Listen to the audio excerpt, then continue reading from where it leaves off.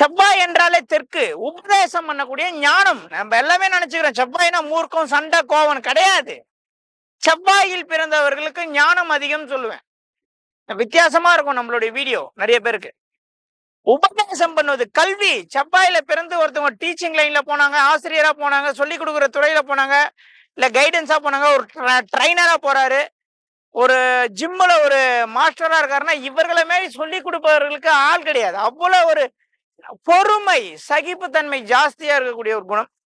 இவர்கள்கிட்ட இருக்கக்கூடிய ஒரு மைனஸ் என்ன அப்படின்னு கேட்டீங்கன்னா, எமோஷனல் பிளாக் பண்ணி இவங்களை வந்து நம்ம தோக்கடிக்கலாம். செவ்வாய்க்கிழமை பிறந்தவங்க கிட்ட போயிட்டு எமோஷனலா பேசி ஒரு விஷயத்த உருகி பண்ணனா ஈஸியா ஏமாத்தலாம். எமோஷனல் பேக், ஐயோ எனக்கு வேணையா, சரி எடுத்துக்கு போ அப்படின்றோம். நீ கொடுக்காம போய் பாரு அப்படின்னு சொன்னு வச்சுக்கேன், உன்னால முடிஞ்சதை நீ பாத்துக்கிட்டு போயிடுவான் செவ்வாய்க்கிழமை பிறந்தவன்.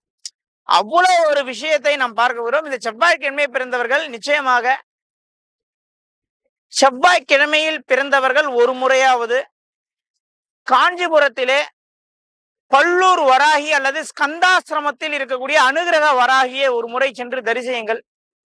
போர் படை தளபதி அவர்களே வந்து வராகியை வழிபட்டு தான் வந்து போருக்கு போனதாக நம்ம முன்ன ஏடுகள்லாம் சொல்லுது.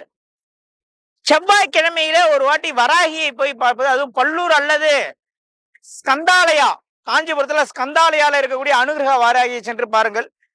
உங்கள்கிட்ட இருக்கக்கூடிய ஒரே மைனஸ், எமோஷனலா யாருக்கிட்டையும் போய் மாட்டிக்காதீங்க. நீங்க தோத்துருவீங்க, அவங்க ஜெயிச்சிருவாங்க. சில இடங்களில் அந்த எமோஷனலுக்கு இடம் கொடுத்ததனால் தோத்து போன செவ்வாய்க்கிழமை நிறைய நான் பார்த்திருக்கேன். வாழ்க்கையில அடுத்த கட்டத்துல நீங்க போய் வெற்றி அடைய வேண்டும். வராகியை வழிபடுங்கள், மாபெரும் மாற்றம் நடக்கும். இந்த செவ்வாய்க்கிழமையில பிறந்தவர்களுக்கு செவ்வாய் புத்தி காலங்களிலே அந்த செவ்வாய் கிழமைநாதன் சனி ராகு கேது கூட சேர்ந்திருந்தால் இந்த செவ்வாய் புத்தி காலங்கள்ல பெரிய பெரிய பிரச்சனை ஏற்படும். இல்ல உங்களுடைய செவ்வாயை பிறந்த கால குருவோ கோச்சார குருவோ பாக்குறாரு, அந்த காலகட்டத்துல உங்களுக்கு செவ்வாயுடைய புத்தி நடக்குதுன்னா மிகப்பெரிய ஒரு நல்லது அந்த காலகட்டத்தில் நடக்கும். அதுல எந்த விதமான மாற்று கருத்தும் இல்லை என்று கூறி, ரத்த தானம் கொடுப்பதை ஒரு பரிகாரமாக நீங்கள் வருடத்திற்கு ஒரு முறை செய்து கொண்டு வாருங்கள். உங்கள் வாழ்க்கையில நீங்க வேற எதுவுமே செய்ய வேணாம்.